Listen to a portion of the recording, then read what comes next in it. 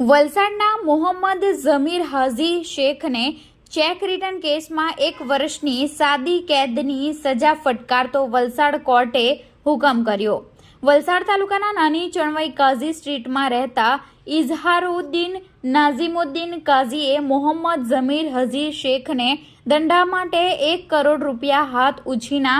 જે ફરિયાદીએ ચેક દ્વારા આપ્યા હતા અને તારીખ 15/9/2023 સુધીની મુહલતમાં પરત કરવાની લેખિત ખાતરી આપી અને મોહમ્મદ ઝમીર હાજી શેખે ચેકો આપ્યા હતા, જેમાં ₹25 લાખનો 1 તારીખ પ્રમાણે ફરિયાદીએ બેંકમાં જમા કરાવ્યો હતો, પરંતુ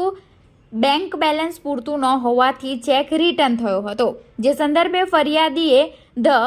નેગોશિયેબલ ઇન્સ્ટ્રુમેન્ટની કલમ 138 મુજબ કેસ દાખલ કર્યો હતો, જેની સુનાવણી દરમિયાન બંને પક્ષની દલીલ સાંભળ્યા બાદ મોહમ્મદ ઝમીર હાજી શેખને 1 વર્ષની સાદી કેદ અને ફરિયાદીને વળતર પેટે ₹25 લાખ પૂરા 30 દિવસમાં ચૂકવવાનો હુકમ કરવામાં આવ્યો છે।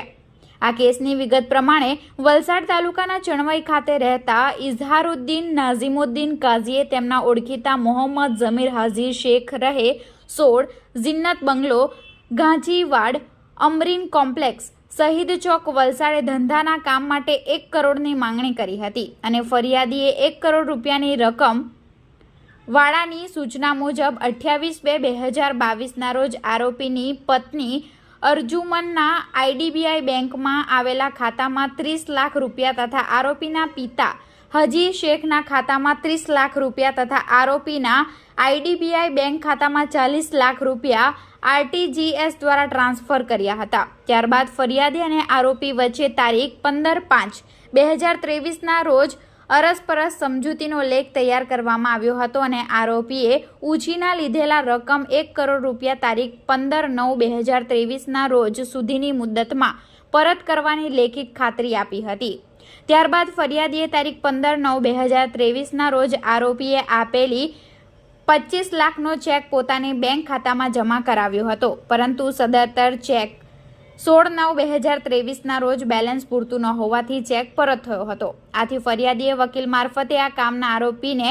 ઇન્સ્ટ્રુમેન્ટ એક્ટની કલમ 138(b)ની જોગવાઈ મુજબ કેસ દાખલ કર્યો હતો, જે અંગે હાથ ધરાયેલી સુનાવણીમાં ત્રીજા